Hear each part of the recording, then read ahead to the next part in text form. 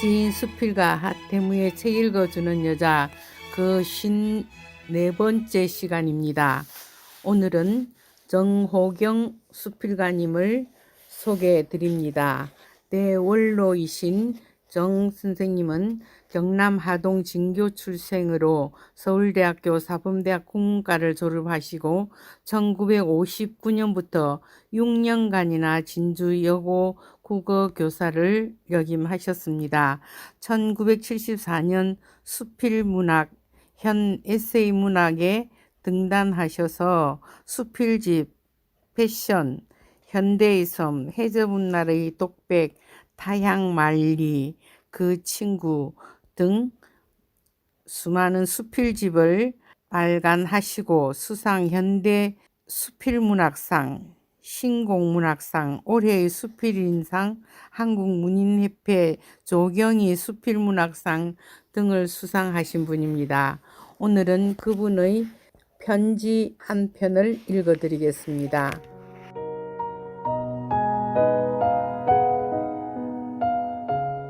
어제, 오늘, 내 삶의 풍경들, 사람 사는 이야기 중에서 아버지, 눈이 내리네요. 자정이 지난 깊은 밤에까지 아버지 병수발을 하고 있는 딸의 정감적인 목소리입니다. 아버지는 비가 오는 날이나 눈이 오는 날이나 다 좋아한다는 사실을 내 맏딸 아영은 잘 알고 있으니까요. 비 오는 풍경은 그 소리를 듣고 눈송이가 날리는 날은 소리가 없으니 눈으로 감상하는 날씨니까요. 딸은 아버지와 오랫동안 같은 집에서 생활해 오다 보니 누구보다도 이 아버지의 속마음을 잘 알고 있기 때문입니다. 맏딸의 성의와 고생에 보답하기 위해서라도 이 아비는 건강하게 더 오래 살았으면 좋겠어요. 언제나 새롭게 찾아오는 아침은 아름답습니다. 분당구청에서는 매년 이 여름의 홍수를 대비해 며칠 전에 시냇물 언덕을 돌로 예쁘게 쌓아 올려놓았네요. 답답한 집에서 벗어나 다시 이사해온 우리 집 유리창을 통해서 바라보는 새로운 풍경입니다. 그리고 무더기로 피어있는 코스모스 꽃밭도 볼만한데 분당 시내에서는 그런 코스모스 꽃밭은 보기 어렵네요. 이곳 한편 시냇가에서나마 어디서나 빈터에 한 번만 씨를 뿌려 놓으면 매년 아름다운 가을 코스모스 꽃밭과 함께 산책할 수 있을 텐데 안타깝네요. 분당구청에서 조금만 신경을 써주시면 고맙겠어요. 그래서 나를 비롯해 많은 사람이 매년 코스모스 꽃을 찾아 멀리 교회로 찾아 나가고 있으니까 하는 말입니다. 햇빛과 어둠은 각각 제 체질에 맞는 이야기를 만들고 있습니다. 햇빛 환한 대낮에 상려 나가는 일을 본 적이 없고 비 오는 날에 시골 초등학생들이 김밥을 싸들고 노래하며 소풍 가는 행렬을 본 적이 없기 때문입니다. 옛날 내 어렸을 적의 햇볕은 옥수수밭을 날고 있는 고추 잠자리를 만나게 했고 어둠은 동네 친구들과 함께 나머지 고구마밭을 족제비처럼 키던 사건을 만들기도 했습니다. 하지만 그날 밤도 어두운 밤 하늘에는 수많은 별이 반짝이고 있었습니다.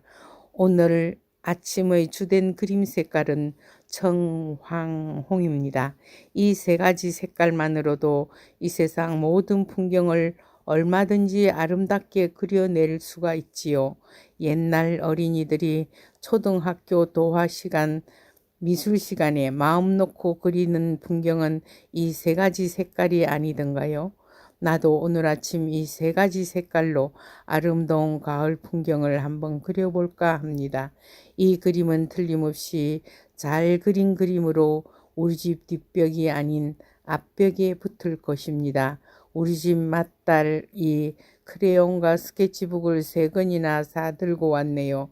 어린 시절의 그 그림 솜씨를 다시 한번 발휘해 보라면서요.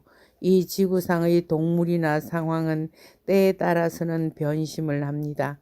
그 가운데에서도 사람이 가장 대표적인 존재입니다. 그래서 나는 남녀가 같은 학렬인 내 대자를 말 끝에 붙여서 이렇게 내 나름대로 비꼬아 부르며 놀리고 있습니다. 여자는 갈대, 남자는 늑대라고요. 우리는 한 번 먹은 마음은 100년이고 1000년이고 변하지 않는 마음이 굳은 마음이어야 할 것입니다. 오늘 아침에도 하늘은 활짝 개어 맑고 푸릅니다. 하늘도 변심하지 말고 그 무서운 태풍으로 우리를 깜짝깜짝 놀라게 하지 않았으면 좋겠네요. 우리의 하늘은 매일 맑고 푸릅니다. 공원에는 매일 아침 운동하러 나온 사람들의 발걸음이 활기차고 자동차 도로에는 매일 아침 저녁으로 출퇴근하는 자동차들의 운전이 또한 경쾌합니다. 모두의 발걸음이 바쁘면서도 즐겁게 보이네요. 우리의 마음가짐에 따라 행복한 삶이 눈앞에 보이기 때문입니다. 우리는 어제도 오늘도 즐겁기만 합니다. 그리고 내일도 모레도 그러할 것입니다.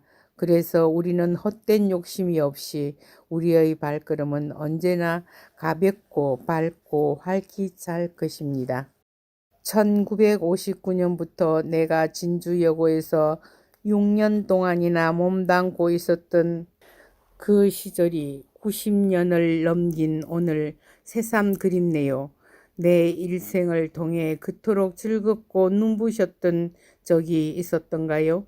그 시절의 내 생은 어찌할 수 없는 고달픈 직장 생활이기보다 매일 즐거운 노래 동산이었고 눈부신 밭이었습니다.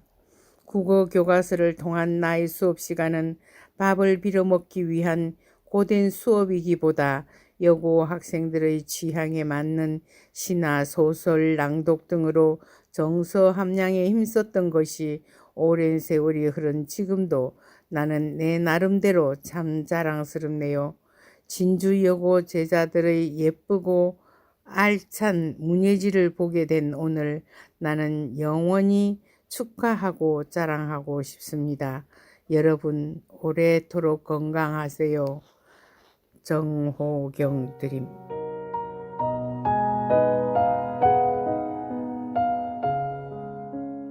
제 이야기는 남해 FM 91.9MHz 라디오와 남해 FM 스마트폰 전용 앱, 남해 FM 유튜브와 페이스북 또는 네이버 블로그 소리울의 꿈을 통해서 매주 금요일 저녁 8시부터 30분간 진행됩니다.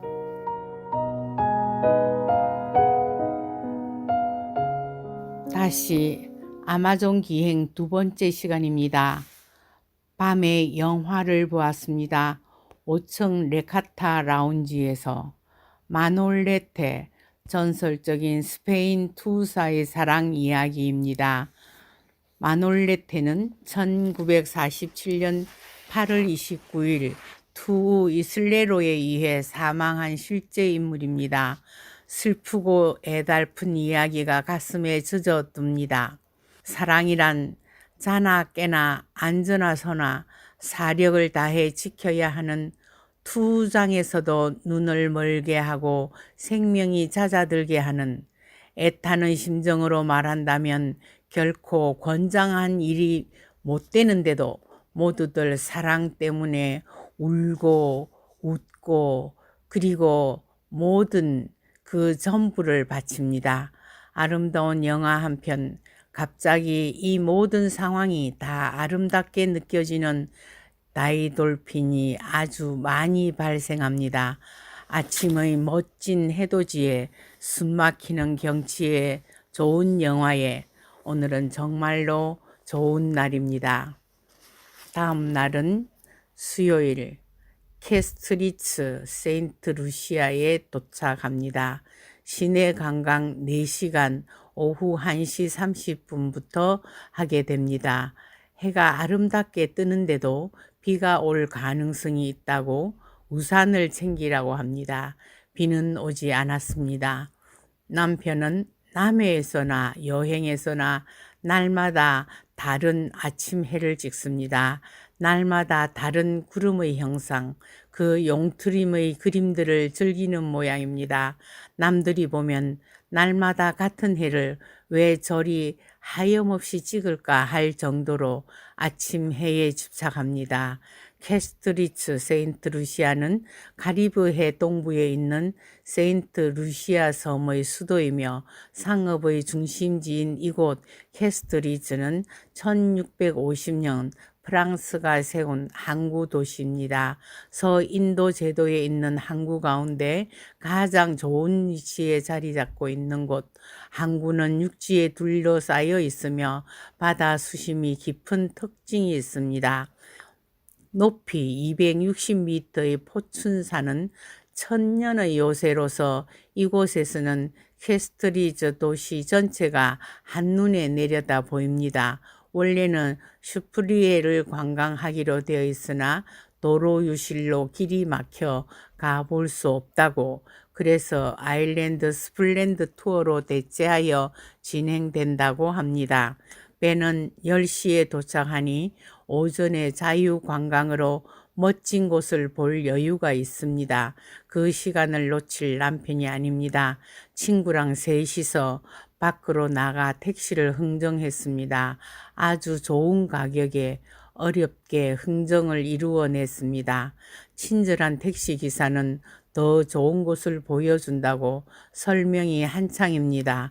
그는 모두 세인트 루시아의 홍보대사처럼 계속 호텔 선전만 합니다.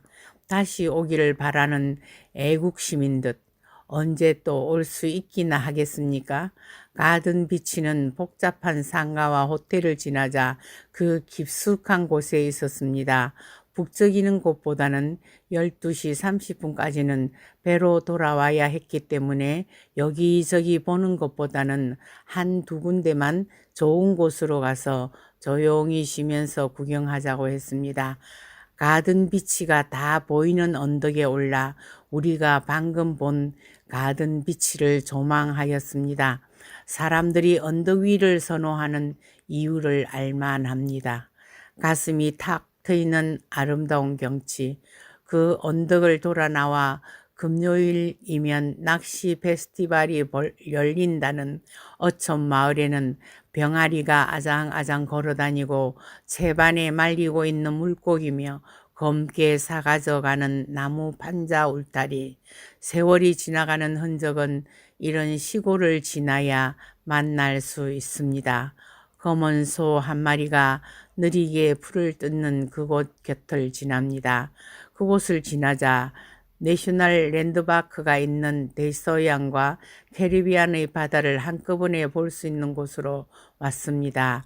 피전 아일랜드라고 합니다. 파도는 각양각색으로 우리에게 다가옵니다. 파도야 어쩌란 말이냐, 파도야 어쩌란 말이냐. 님은 묵같이 까딱 갔는데 파도야 어쩌란 말이냐, 날 어쩌란 말이냐. 유치원의 시 한 편이 저절로 떠오르는 장면입니다. 바위를 쌓아 방파제를 만든 그 바닷가에는 파도가 밀려온 젖은 땅에 듬성듬성 소나무가 심겨져 있었습니다. 노도처럼 밀려오는 파도를 간직한 강렬한 바다. 대서양은 웅장하고 거칠었습니다. 하나, 둘, 셋. 파도는 힘껏 바위를 때리며 하늘로 하얀 포마를 부수어내며 분수처럼 흩어집니다. 그 사이로 작은 무지개가 피어오릅니다. 라멜 춤을 추네 은빛 물결에 빛나는 파도 바다 잔비만 뿌려도 무늬가 지네.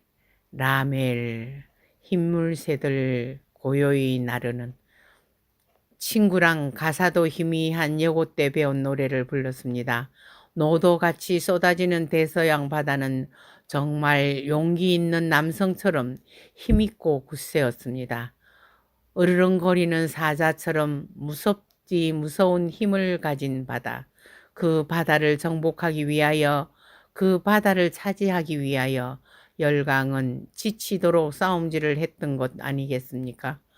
고개를 돌리기만 하면 길 건너는 캐리비안, 요트가 떠다니는 여성적인 바다입니다. 자리를 펴고 앉아 가지고 온 마실 것과 바나나 그리고 빵 한 조각씩을 나눕니다. 피크닉을 나온 사람처럼 한적한 마음으로. 잔잔한 캐리비안 바다에는 색깔 좋은 요트가 유유히 떠다니고 있습니다. 이렇게 한 곳에 앉아 여성적인 캐리비안과 남성미 넘치는 대서양의 높은 파도를 함께 보는 신비함, 캐리비안 여행의 묘미인 것 같습니다. 공원에 놀러 온 사람들이 마차를 타고 느리게 거리를 누빕니다. 마차나 한번 타볼까 하는 생각은 생각으로 그칩니다. 여러 군데를 가보리라던 마음은 이 피전 아일랜드 내셔널 랜드마크를 보는 순간에 없어져 버렸습니다. 아름다운 풍광을 보면서 여유롭게 쉬다가 돌아왔습니다. 오후에는 3시간짜리 코스로 유적지를 돌아보는 버스 투어입니다. 버스로 10분간 이동하여 행운의 산에는 거대한 크루즈배 5척이 정박해 있는 거대한 캐스터리츠 항이 숨은 그림처럼 나타납니다. 별로 넓지도 않는 바다인데 수심이 깊어 이렇게 많은 배들이 정박할 수 있는 것은 참 신기한 풍광입니다. 어제 바츠 섬에는 텐더보트를 타고 나가야 할 정도였는데 말입니다. 랏폭 부대라는 곳으로 갑니다.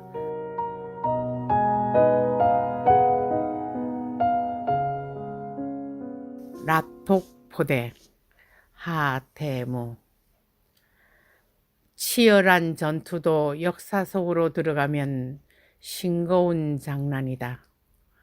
연평도에도 포탄이 터졌는데 우리는 한가롭게 놀러나 나왔다.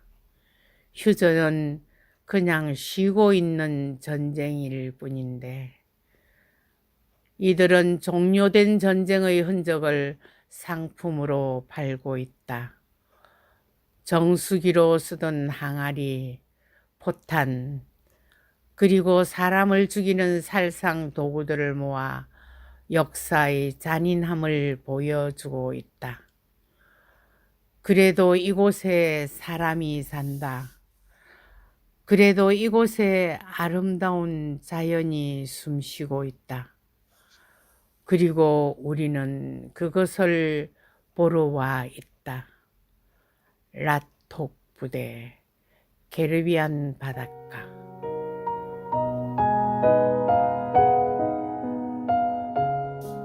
마리곶 언덕의 세인트 막스의 집에 왔습니다.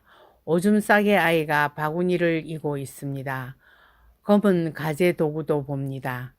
때 묻은 쥐끼에 주인의 온기가 아직도 남아있는 듯. 짜디짠 바나나 말린 것과 미지근한 레모네이드와 생선 튀긴 것. 주인이 내어놓은 음식보다 오래된 가재 도구들보다 펄렁거리며 값싸게 휘적거리는 발리는 옷가지들보다 빼어난 경치가 벤치에 앉아 남아 쉬게 하고 싶은 곳입니다. 캐리빌 바틱을 보러 갔습니다. 바틱의 나라 동남아시아를 두고 세인트 루시아 섬나라의 바틱을 삽니다. 촌농이 흐르는 자국마다 그림이 그려지는 신비한 재생 문화, 그 현란한 무늬로 만든 물건들은 특별한 매력이 있습니다. 세상의 문물은 오고 가고 생성되고 소멸되고 바틱 한 장의 추억이 동남아로 가고 있습니다. 그날로부터 너무 멀리 왔지만 다시 바틱을 만나는 세상에 왔습니다. 그 애환의 촌농은 오늘도 좁은 관을 통하여 천으로 흐르건만 흔들면 찰찰 소리나는 악기로 온몸을 흔들다 우리 영혼에 남아있는 신기까지 바틱을 보는 순간 솟구친 건지 죽이 맞는 여인 둘이 계속 모래통을 흔들고 한 남자는 사진을 찍습니다. 마당에서 금빛 징이 칭칭칭 울립니다. 1달러 한 장의 팁이 무색한 땀 흘리는 무지선. 그를 두고 한쪽으로 나이테를 자르며 새로운 관광객을 위하여 또 건축물을 지을 준비를 합니다. 라에곤 마을, 오래된 마을, 어부가 사는 마을. 강가에 장이 서서 물건을 팔건만 사는 사람보다 파는 사람이 더 많습니다. 삐딱하게 모래밭에 몸을 누이고 서 있는 보트들은 고기를 다 잡아 의무를 다한 시간 한가롭게 쉬고 있습니다. 잔잔한 바다를 바라며 언덕에 흩날리는 풀꽃들의 향내를 맡으며 치열한 삶을 이어가는 어부의 삶만큼이나 드센 한평생. 배들은 이리저리 누워서 가는 시간에 몸을 맡기고 파도가 잔잔히 그들의 꿈을 깨웁니다. 돌아오는 길에 하교를 하고 있는 아이들을 봅니다. 태풍으로 도로가 유실되어 계속 공사 현장이 보이고 집이 거의 떨어져 나가고 있는 현장도 보이고 사람은 살고 있으면서 아직도 집을 짓고 있는 중이라 세금은 없게 한다는 얌체 같은 건물들이 언덕을 메우고 있었습니다. 하오의 거리거리는 하루하루 일생을 살아가는 보통 사람들이 골목골목 낡은 집을 채우고 낡은 이야기를 나누고 있었습니다. 아니, 그들은 늘 새롭게 살고 있었습니다. 어제보다는 내일을 좀 더 개선하려는 의지의 눈매들. 바나나 농장은 숲처럼 우거지고 비닐로 둘러싼 바나나 열매, 그 속에 몇 개나 많은 열매가 달렸을까요? 암수 한 몸인 바나나, 새로이 터득한 지식을 알아 기쁜 나그네. 이제 칼리브 제도들에 관한 이야기를 해봅니다. 엔틸리스는 대서양에 있다고 전하는 상상의 섬입니다. 엔틸리아에서 유래되었으며 오늘날 프랑스 및 네덜란드 사람들에 의하여 주로 사용되는 용어입니다.